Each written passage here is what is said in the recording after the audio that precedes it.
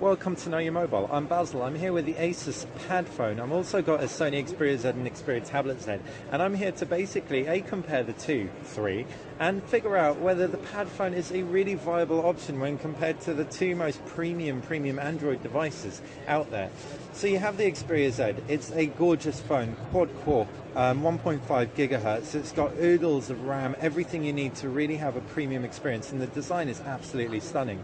Jumping onto the tablet, and again, it is the most premium design tablet out there, just 7.9 millimeters thin. It's truly an impressive feat of engineering. It's also weather resistant, waterproof, up to a depth of 1.5 meters for a full 30 minutes.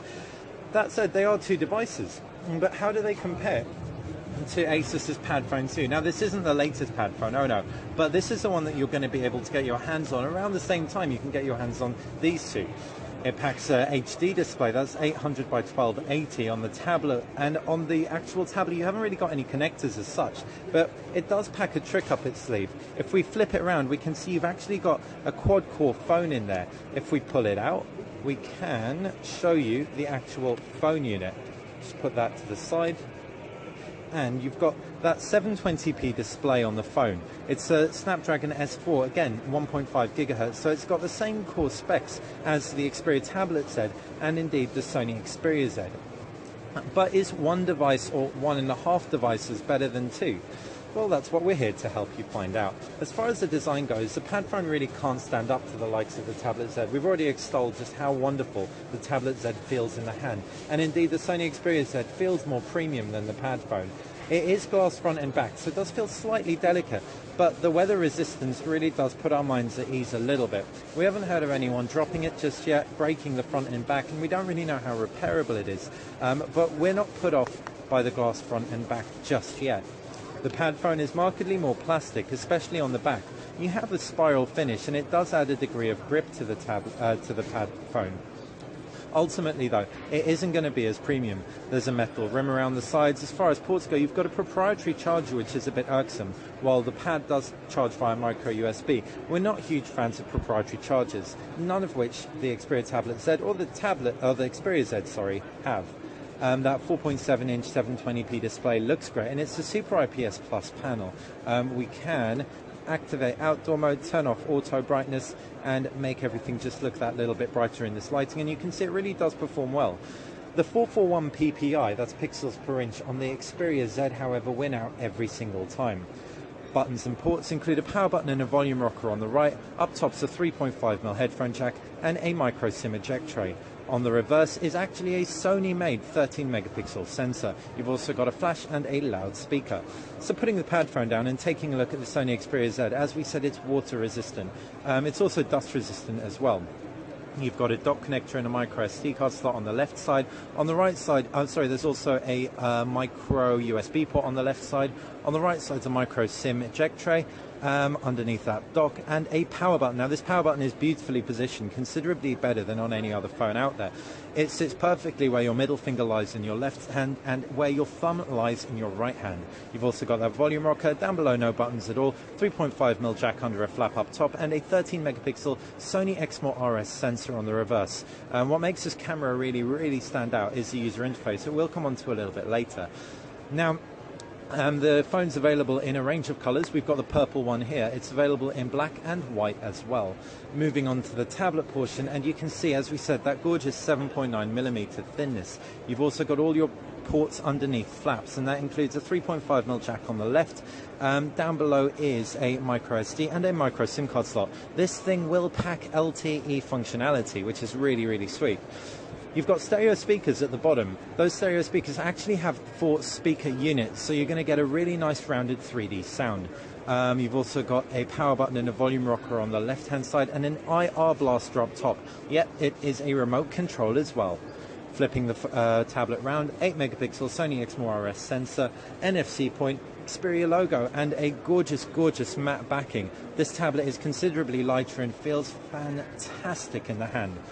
On the front, you've got a full HD display, making for an ultimately premium experience throughout both the phone and the tablet, and a lot more pixels per inch than on the Asus Padfone.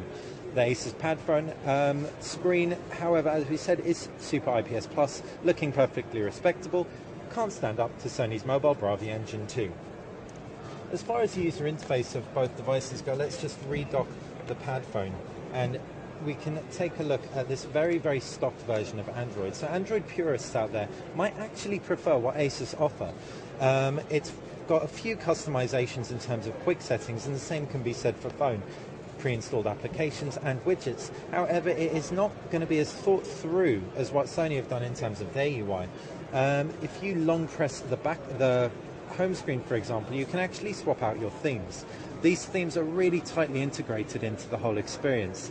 If we tap through on a theme, we can see it doesn't just change the background wallpaper, it also changes the highlights of your widgets. And if we unlock the phone, unlocking the phone reveals this gorgeous, gorgeous wallpaper that's wholly complementary to the theme in general.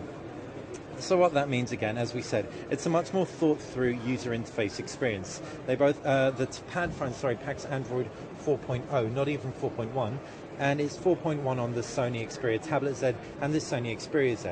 Having said that, when the Padfone reaches market end of May, it may well pack the newer version of Android, Jelly Bean.